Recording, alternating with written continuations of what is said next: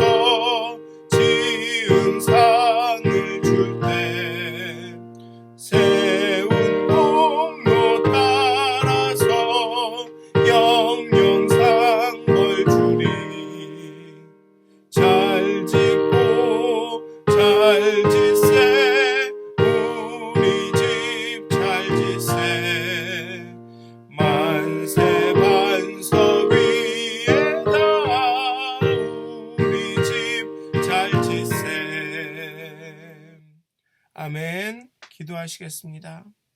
하나님, 또 우리에게 이렇게 새로운 하루를 주시고 우리의 몸이 우리의 혼이 잠들었을 때에도 정말 우리를 위해서 끊임없이 주무시지 않고 또 이렇게 새로운 하루를 준비하여 주시고 이렇게 새 하루를 우리에게 선물로 주시는 우리의 왕이신 하나님께 찬양과 감사를 드립니다.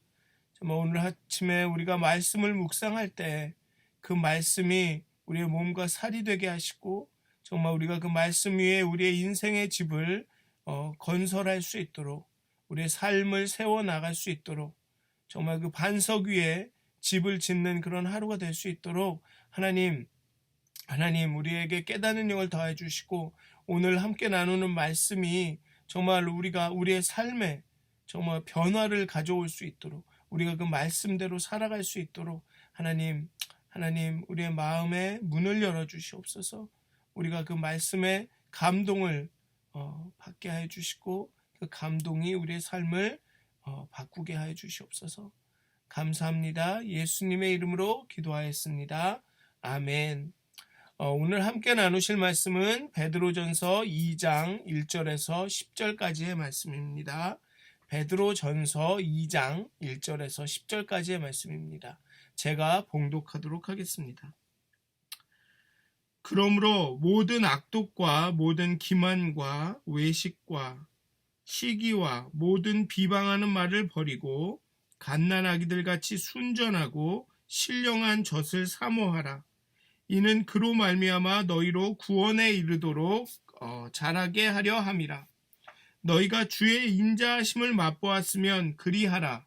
사람에게는 버림바 되었으나 하나님께는 택하심을 입은 보배로운 산돌이신 예수께 나아가 너희도 산돌같이 신령한 집으로 세워지고 예수 그리스도로 말미암아 하나님이 기쁘게 받으실 신령한 제사를 드릴 거룩한 제사장이 될지니라. 성경에 기록하였으되 보라, 내가 택한 보배로운 모퉁이 돌을 시온에 두노니 그를 믿는 자는 부끄러움을 당하지 아니하리라 하였으니, 그러므로 믿는 너희에게는 보배이나 믿지 아니하는 자에게는 건축자들이 버린 그 돌이 모퉁이의 머릿돌이 되고, 또한 부딪히는 돌과 걸려 넘어지게 하는 바위가 되었다 하였느니라. 그들이 말씀을 순종하지 아니하므로 넘어지나니 이는 그들을 이렇게 정하신 것이라. 그러나 너희는 택하신 족속이요 왕같은 제사장들이요 거룩한 나라요 그의 소유가 된 백성이니, 이는 너희를 어두운 데서 불러내어 그의 기이한 빛에 들어가게 하신 이의 아름다운 덕을 선포하게 하려 하심이라. 너희가 전에는 백성이 아니더니 이제는 하나님의 백성이요 전에는 긍휼을 얻지 못하였더니 이제는 긍휼을 얻은 자니라. 아멘. 1장 13절에서 시작된 독자를 향한 그런 명령법이, 그 신자의 삶에 대한 그런 명령법이 2장 3절까지 계속됩니다. 그리고 2장 4절에서 10절은 예수로 인해 새롭게 된 그 정체성과 그 새롭게 된 사람들과 그런 소명을, 신자들의 소명을 설명합니다. 이전 명령들과 또한 이후에 소개될 그런 어떤 대외적인 삶에 대한 명령들을 연결하는 기능이 있습니다. 이번 단락이 2장 11절 이후로 또 구체적으로 이렇게 이야기되는 그런 삶의 명령들, 삶의 방향들에 연결이 되는 그런 단락입니다. 그래서 오늘의 본문은 세 부분으로 구분이 됩니다. 첫째는 4절, 5절은 예수를 통해 얻은 제사장 일을 위해 신령한 집으로 세워지고 있는 이 성도의 그런 상태를 설명합니다. 또 6절부터 8절은 모퉁이돌 예수로 인한 구원과 심판을 다룹니다. 그리고 9절부터 10절은 새 언약 안에 있는 자로서의 정체성과 소명을 다루고 있습니다. 유명한 구절이 나오죠. 택하신 족속이요 왕같은 제사장이요 거룩한 나라요. 예수 그리스도로 인해 구원 얻은 자들은 하나님의 통치 영역에서 새 언약 백성이 됩니다. 하나님의 통치 가운데, 하나님의 통치 아래서 새 언약 백성이 됩니다. 즉 새 언약 백성은 하나님의 통치 아래 있다라는 것이죠. 그 관계의 핵심은 하나님은 그들의 신이 되고 그들은 그분의 백성이 된다라는 것입니다. 오늘의 본문은 이러한 하나님과의 관계는 단순히 개인적인 것이 아니라 공동체적임을 말해줍니다. 이렇게 하나님의 언약 관계에 기반한 공동체는 종종 집으로 묘사됩니다. 그리고 이 집은 예수를 통해 실현된 새로운 성전이 되는 것입니다. 성도는 예수를 통해 하나님이 거하시는 곳이 되며 그분을 드러내는 통로인 제사장이 됩니다. 이것은 또 앞에 말씀드린 대로 하나님의 통치 아래 사는 삶이라는 의미도 됩니다. 1장 13절에서 시작된 성도의 삶에 관한 명령 중 5번째 명령이 나옵니다. 그리고 또 이 명령은 그러므로라고 시작이 됩니다. 앞에서 성도를 거듭난 자로 묘사하고 있습니다. 다시 태어난 사람으로, 즉 믿음 안에서 새로 태어난 아이와 같습니다. 그러므로, 그렇기 때문에 순전하고 신령한 젖을 사모하라고 합니다. 이 순전하고 신령한 젖은 우리가 구원에 이르도록 자라게 하기 때문에 그렇습니다. 여기면 갓난 아기들 같이 순전하고 신령한 젖을 사모하라. 이는 그로 말미암아 너희로 구원에 이르도록 자라게 하려 함이라. 구원에 이르도록 예수 그리스도의 장성한 분량까지 성장하도록 돕는 이 순전하고 신령한 젖을 사모하라는 말씀입니다. 즉 성숙한 성도로 살아가기 위해서는 하나님의 말씀을 통해서 지속적인 양분이 은혜가 공급되어야 한다는 것입니다. 그렇게 하나님의 말씀이 계속 공급이 되어야 우리가 성숙하고 성장한다는 것입니다. 성경에서의 구원은 구원의 완성을 향해 가는 여정이고 과정이고 성장이고 성숙입니다. 그런데 지금까지의 기독교는, 한국 기독교는, 그렇게 제가 경험한 교회는 이런 어떤 과정과 성장과 성숙을 강조하지 않았습니다. 그냥 믿기만 해라. 믿으면 된다. 예수의 은혜로 구원받으면 된다. 만을 강조했습니다. 그리고 믿는 것으로서, 구원받는 것으로서, 은혜를 딱 경험하는 것으로서 어떤 특권이 있다고 생각하게 만들었습니다. 그러니 한국의 기독교가 또 한국의 교회가 낳은 기독교인들은 성숙한 사람을 찾아보기는 어렵습니다. 뜨겁고 열정적이고 열심인 사람들은 많지만 성숙한 그리스도인들을 보기가 쉽지가 않아 왔습니다. 물론 지금은 달라졌을 수도 있습니다.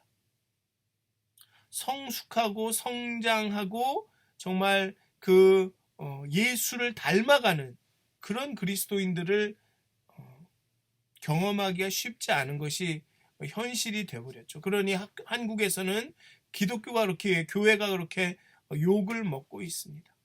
성장해야 합니다. 큰 믿음이라도, 능력이 있는 믿음이라도 성장하지 않으면, 성숙하지 않으면 아무것도 아닌 것이죠. 그리고 시험이 우리를 성장하도록 돕습니다. 전체적인 이 베드로전서의 맥락으로 보면 그런 시험이 결국은 우리를 성장하도록 돕는다는 것이죠. 모든 악독과 기만과 외식과 시기와 비방하는 말은 우리의 믿음이 성장하는 데 도움이 되지 않습니다. 여기는 악독, 기만, 외식, 시기, 비방이라서 굉장히 심하게 말해야 되고 쌍욕을 하고 막 이래야지만 그런 거라고 생각이 들지도 모르겠습니다. 단어들이 좀 강하기 때문에. 그렇지 않더라도 자그마한 불만, 자그마한 어떤 사람에 대한 어떤 마음에 들지 않는다는 표현, 우리는 그 정도는 괜찮아 라며 말하는데 그런 것조차도 우리의 믿음이 성장하는 데는 도움이 되지 않는다는 것입니다. 모든 악독과 기만과 모든 악독과, 이게 정말로 심하게 이러든 아니면 조금 그러든, 모든 악독과 모든 기만과 모든 외식과 모든 시기와 모든 비방하는 말은 우리의 믿음이 성장하는 데는 도움이 되지 않는다는 거죠. 그러니 그 모든 것을 버리고 신령한 젖을 사모하라고 말하고 있습니다. 더군다나 3절은 너희가 주의 인자하심을 맛보았으면 그리하라라고 합니다. 모든 악독과 기만과 외식과 시기와 비방하는 말을 버리고 신령한 젖을 사모하게 되는 것은 난 이렇게 해야 돼. 나는 도덕적으로 옳아야 되니까 마음에는 막 이렇지만 이것을 억누르고 나는 마음은 이렇지 않은데 말만 안 하면 돼. 마음은 그렇지 않은데 뭐 겉으로만 표시를 안 하면 돼. 그게 바로 기만인 거죠. 그런 식으로 하라는 게 아닙니다. 주의 인자하심을 맛보았으면, 주의 인자하심을 맛본 사람들은 그렇게 하게 되어 있다는 것입니다.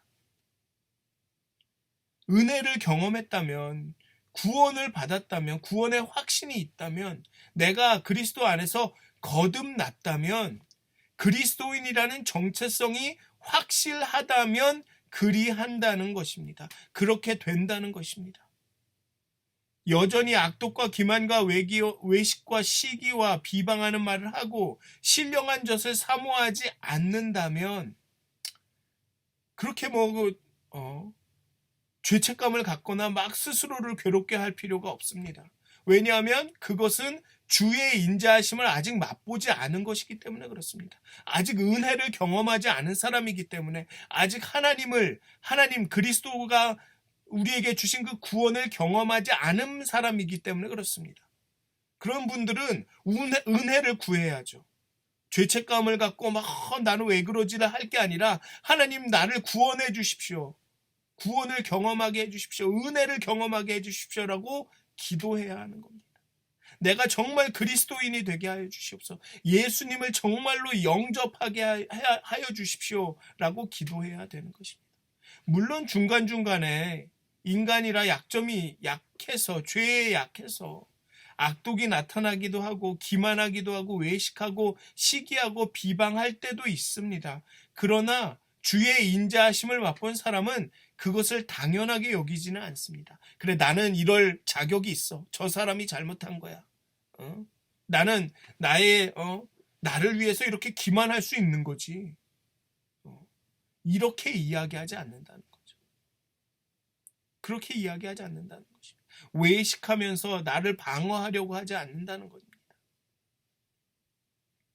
주의 인자하심을 맛본 사람은 이 주의 인자하심을 맛본 사람의 존재를 두 가지로 묘사합니다. 신령한 집과 제사장입니다. 뒤에 제사장이라는 표현으로 보아 신령한 집이라는 것은 가정집이 아니라 하나님이 거하시는 성전을 의미하는 것이 분명합니다. 주의 인자하심을 맛본 사람은 하나님의 성전이고 그 성전에서 하나님께 제사를 드리는 제사장이라는 것입니다. 그리고 이들이 신령한 집이 되고 제사장이 되는 것은 하나님께 택하심을 입은 그러나 사람들에게는 버림받은 보배로운 산돌 예수께 나아가 주의 인자하심을 맛보았기 때문입니다. 베드로전서 1장에서부터 계속 반복되고 있는 것은 무엇이냐 하면 우리가 이렇게 살아가는 것, 우리가 이렇게 거룩한 삶을 사는 것, 신자로서의 삶을 살아가는 것은 하나님의 은혜 때문이라는 것입니다. 우리를 위해서 죽으시고 부활하신 예수 그리스도의 그 구원이 우리가 그렇게 살아가게 하는 이유라는 것입니다. 그러니까 역으로 말하면 그렇게 살지 못하는 것은 내가 그 구원을, 내가 그리스도의 그런 정체성을 온전히 갖지 못했기 때문에 라는 것입니다.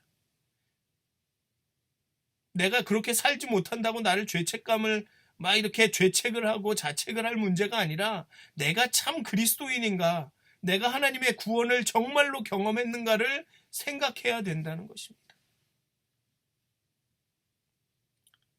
사람들은 예수를 버렸지만 하나님은 예수를 모퉁이 돌로 삼으시고 하나님의 신령한 집을 짓는 기초로 삼으셨습니다. 믿는 자에게 예수는 보배이지만 믿지 아니하는 자에게는 버린 돌, 부딪히고 걸려 넘어지는 바위가 되었습니다. 그 예수를 믿지 못하여 순종하지 못하고 넘어지게 됩니다. 고린도전서 1장에서 바울은 우리는 십자가에 못 박힌 그리스도를 전하니 유대인에게는 거리끼는 것이요 이방인에게는 미련한 것이로되 오직 부르심을 입은 자들에게는 유대인이나 헬라인이나 그리스도는 하나님의 능력이요 하나님의 지혜니라고 말하고 있습니다. 모두가 예수를 알아보고 주의 인자하심을 맛보는 것이 아니기 때문에 그리스도인들에게는 하나님의 백성, 하나님의 자녀, 구원받은 자 외에 또 다른 정체성이 임무가 주어집니다. 곧 택하신 족속, 왕같은 제사장, 거룩한 나라, 그의 소유된 백성, 신령한 집, 하나님의 성전이 되는 것입니다. 이러한 정체성이 주어진 것은 너희를 어두운 데서 불러내어 그의 기이한 빛에 들어가게 하신 이의 아름다운 덕을 선포하게 하려 하심이라. 즉 예수 그리스도를 하나님의 구원을 세상에 선포하게 하려 하심이라는 것입니다. 왜냐하면 주의 인자하심을 맛보지 못한 사람들이 있기 때문에, 심지어는 교회 안에도 있기 때문에. 누군가에게 예수는 걸림이 되고 믿지 못하고 순종하지 못하게 되는 일이 있기 때문에 그를 선포할, 그 하나님의 구원을 선포할, 그 하나님의 아름다운 덕을, 예수 그리스도의 그 아름다운 덕을 선포할 사람들이 필요하다라는 것입니다. 그리고 그것이 우리라는 것입니다. 거룩한 제사장으로서, 왕같은 제사장으로서, 거룩한 나라, 그 본이 되는 나라로서 그렇게 예수 그리스도의 아름다운 덕을 선포해야 한다는 것입니다. 택하신 족속이라는 것은 특권을 지녔다라는 것이 아니라 의무가 있다는 것입니다. 물론 주의 인자하심을 먼저 맛본 것이 특권이라면 특권이겠지만 택하신 이유는 그 특권을 누리며 갑질을 하라는 것이 아니라 주의 이름을 선포하라는, 그 주의 인자하심을 선포하라는 것입니다. 그것을 위하여 택하신 족속이라는 것이죠. 그 민수기에서도 말씀드렸듯이 그 레위가 이스라엘 백성의 어떤 그 대표의 성격으로 선택되어서 하나님 앞에 드려진 것처럼 우리는 그렇게 택함을 입은 족속이라는 것입니다. 모든 열방을 위해서, 열방이 하나님께 돌아가는 그날을 위해서 택함을 받은 족속이라는 것입니다. 왕같은 제사장이라는 것은 하나님의 전의 문에서 문고리가 되어가지고 이 사람 저 사람을 이렇게 구별하고 이 사람 못 들어가, 저 사람은 들어가, 이런 것을 하라는 것이 아니라 하나님의 뜻을 선포하고 사람들의 기도와 예배를 하나님께 드리는 그 중간자적인 역할을 하라는 뜻입니다. 사람들을 하나님에게로 인도하는 그런 역할을 하라는 것입니다. 왕처럼 이렇게 군림하라는 이야기가 아닙니다. 그리고 거룩한 나라로서 다른 민족의 본이 되라는 뜻이고, 나의 삶은, 나의 생활은 내 것이 아니라 하나님의 것이니 하나님의 목적대로 사용될 것이라는 뜻입니다. 그것이 택하신 족속이요 왕같은 제사장이요 그의 소유된 백성의 정체성입니다. 우리는 구원받은 자, 주의 인자하심을 맛본 자, 은혜를 얻은 자, 하나님의 백성이라는 정체성 외에 또 이렇게 택하신 족속, 왕같은 제사장, 거룩한 나라라는 소유된 백성이라는 정체성도 가지고 있다는 것입니다.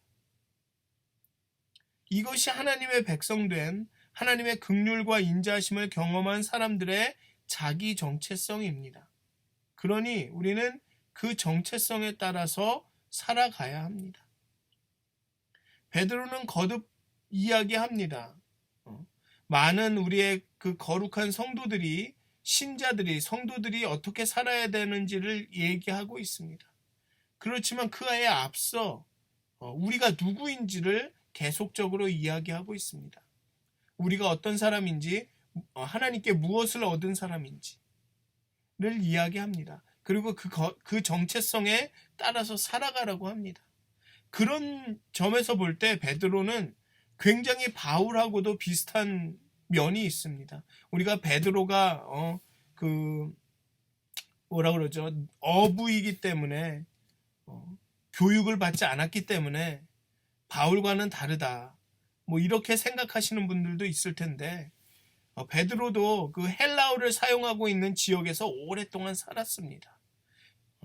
그러니 헬라의 영향을 받았겠죠. 그리고 헬라의 문화의 특징은 약간 철학적이라는 것입니다.